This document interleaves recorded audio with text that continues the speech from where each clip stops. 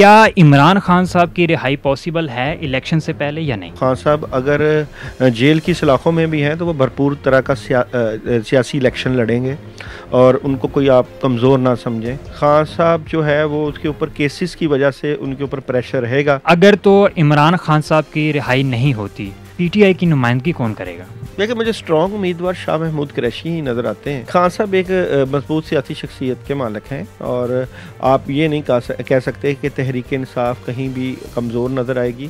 खान साहब जब तक ज़िंदा है उसके चाहने वाले उसके लिए जान देते रहेंगे, जान कुर्बान करते रहेंगे। पीटीआई को कमज़ोर करने के लिए मुख्तलिफ ज़ैली जमातें बनाई गई हैं और इसका असर जो है पीटीआई को नुकसान पहुँचाना है, ना कि सीट्स हासिल करना।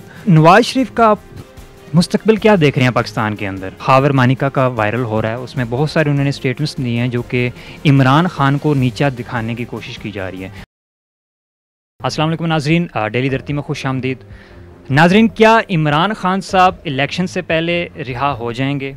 और ऐसे बहुत सारे सवालात हैं जो आज मैं लेके दाऊद के पास मौजूद हूँ और इनके इल्म के थ्रू, इनके अपने एक्सपीरियंस के थ्रू हम ये जानने की कोशिश करेंगे कि इमरान खान साहब की रिहाई कब तक मुमकिन है, क्या पॉसिबल है कि वो इलेक्शन में हिस्सा लेंगे, अगर नहीं तो फिर उनकी जगह पे पीटीआई की नुमाइंदगी कौन करने वाला है।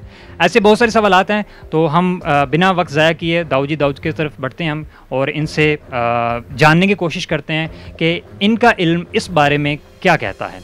अस्सलाम वालेकुम सर। वालेकुम अस्सलाम। कैसे हैं सर? ठीक हैं सर, बहुत बहुत शुक्रिया, आपने हमें अपना कीमती वक्त दिया।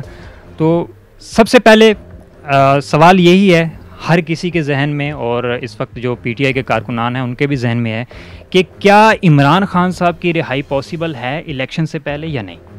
सबसे पहले तो मैं खान साहब की बात करूं तो खान साहब अगर जेल की सलाखों में भी हैं तो वो भरपूर तरह का सियासी इलेक्शन लड़ेंगे और उनको कोई आप कमज़ोर ना समझें। तो यहाँ से मैं टैरो कार्ड की एनर्जी से देखता हूँ कि क्या खान साहब जो है इलेक्शन से पहले रिहा हो जाएंगे। क्या खान साहब इलेक्शन से पहले रिहा हो जाएंगे? तो यहाँ पे ये है कि बहुत भरपूर कोशिश होगी और बड़ी ख़बर भी आएगी, लेकिन खान साहब के चाहने वालों के लिए थोड़ा सा प्रॉब्लम होगा कि खान साहब जो है वो उसके ऊपर केसेस की वजह से उनके ऊपर प्रेशर रहेगा और डबल माइंडेड होंगे, प्रेशर रहेगा, टेंशन रहेगी। तो खान साहब जब तक कोई डील नहीं करते तब तक तो वो रिहाई वाला मौका नहीं मिलेगा। अच्छा, अगर तो इमरान खान साहब की रिहाई नहीं होती तो आपके इल्म के मुताबिक पीटीआई की नुमाइंदगी कौन करेगा? देखिए, मुझे स्ट्रॉन्ग उम्मीदवार शाह महमूद कुरैशी ही नज़र आते हैं जो खान साहब के बाद जो है वो अच्छे तरीके से जो है वो तहरीक इंसाफ को जो है वो सपोर्ट कर सकते हैं। अच्छा, एक और रिसेंटली इंटरव्यू हावर मानिका का वायरल हो रहा है, उसमें बहुत सारे उन्होंने स्टेटमेंट्स दिए हैं जो कि इमरान खान को नीचा दिखाने की कोशिश की जा रही है। तो आपके मुताबिक क्या वो सब हकीकत पर मबनी है जो उनकी स्टेटमेंट्स हैं, शायद आपने भी सुनी होंगी, या फिर ये कोई एक बहुत बड़ी साजिश है इमरान खान साहब को नीचा दिखाने की? देखें, जब वो सूरत हाल इस तरह की रही कि खान साहब को पकड़ लिया गया, खान साहब के तमाम जो है वो पर काट दिए गए और पता चल गया कि अब खान साहब की कोई सख्त नहीं रही, तो हर एरा गैरा उठ के तो खान साहब के ऊपर बात करता है। बात ये है कि जो भी सूरत हाल है, अगर वो उनकी मिसेज़ और वो आपस में ठीक रह रहे हैं तो ये बड़ी होछी हरकतें होती हैं।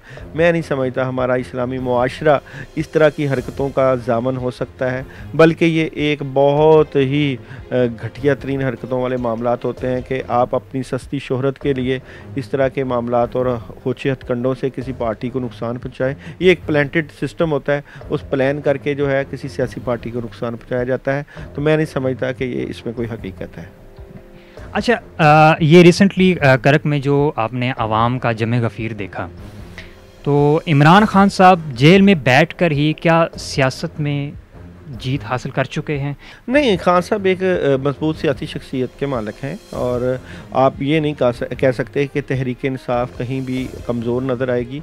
हाँ, अगर आप खान साहब को इस पर्दा स्क्रीन से हटा देते हैं तो फिर कोई और बात है। खान साहब तक जब तक ज़िंदा है उसके चाहने वाले उसके लिए जान देते रहेंगे, जान कुर्बान करते रहेंगे। लेकिन इस वक्त जो है सिचुएशन खान साहब के पाबंदे सलासल से निकलने की है। जब तक वो बाहर नहीं आएंगे हतमी नताइज नहीं होंगे, मगर इस चीज़ का प्रेशर तमाम अदारों के ऊपर भी होगा कि खान साहब जो जेल में हैं वो जेल से निकलें और रिहाई हासिल करके जो है वो इलेक्शन में भरपूर हिस्सा लें। मगर मुझे नहीं लगता कि खान साहब के ऊपर से प्रेशर कम होगा। एक और क्वेश्चन ये है कि इस्तेकाम पाकिस्तान पार्टी आपने देखी होगी कि काफ़ी हद तक वो माशाल्लाह से जलसे कर रहे हैं और इलेक्शन की काफ़ी हद तक उनकी तैयारियां हैं। तो आप क्या समझते हैं कि क्या ये पीटीआई को टक्कर दे सकती है? नहीं, पीटीआई को कमज़ोर करने के लिए मुख्तलिफ ज़ैली जमातें बनाई गई हैं और इसका असर जो है पीटीआई को नुकसान पहुंचाना है, ना कि सीट्स हासिल करना। सीटें तो इनकी बहुत मुश्किल से 2 या 3 निकल सकती हैं, लेकिन बेसिकली ये पाकिस्तान तहरीक इंसाफ को नुकसान पहुँचाने का एक अमली मुजाहरा है। अच्छा, बिलावल भुट्टो साहब के बारे में मैं सवाल करना चाह रहा हूँ। क्या आप उनको पाकिस्तान का प्राइम मिनिस्टर बनता हुआ देख रहे हैं? हाँ, बिलावल भुट्टो की अभी तो एनर्जी डाउन है। मुस्तकबल में चांसेस है कि बिलावल भुट्टो जो है वो इस नहज तक पहुँचेगा, लेकिन बिलावल भुट्टो अभी तो स्ट्रगल में है। अभी तो ऐसी स्टार्स की पोजीशन नहीं है कि बिलावल भुट्टो वज़ारत उज़्मा का हदफ हल कर सकें। अच्छा, नवाज शरीफ का आप मुस्तकबिल क्या देख रहे हैं पाकिस्तान के अंदर? क्या वाकई ही में वो इस वक्त उस पोजीशन पर हैं कि वो इमरान खान साहब को अच्छे तरीके से हरा सकते हैं? क्या वो पाकिस्तान के वज़ीर आज़म दोबारा से बन जाएंगे? देखिए, इलेक्शन में जब इलेक्शन होंगे तो ऐसा नहीं होगा कि कोई पार्टी बहुत बड़ी मेजॉरिटी में कामयाबी की तरफ हासिल होगी। जो इलेक्शन होंगे उसका सिनेरियो मैं आपको बता देता हूँ। इलेक्शन होंगे तो नवाज शरीफ अगर 60 होगा तो खान साहब 40 होगा और पाकिस्तान पीपल पार्टी 10 होगा, तो बाकी जमातें जो हैं वो 2-2 की एवरेज होगी।